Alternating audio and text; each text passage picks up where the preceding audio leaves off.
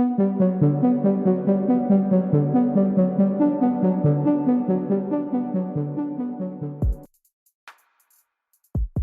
sebuah video viral di media sosial yang dilakukan oleh para aktivis pro-Palestina di Amerika Serikat.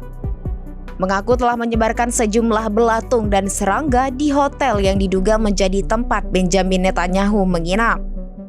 Video yang memperlihatkan belatung itu viral di media sosial pada hari Rabu 24 Juli 2024 dan turut dibagikan di akun media sosial Instagram Al Jazeera.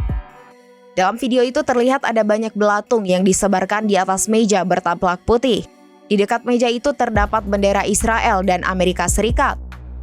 Media Amerika Serikat bernama Newsweek melaporkan bahwa hotel itu adalah Hotel Watergate di Washington, D.C.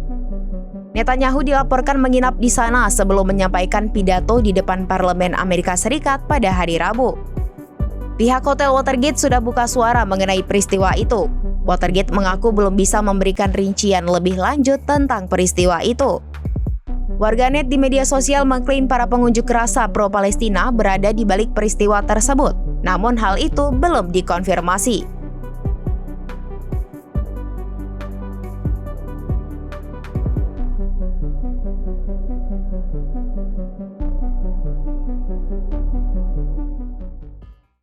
Download Tribun X sekarang, menghadirkan lokal menjadi Indonesia.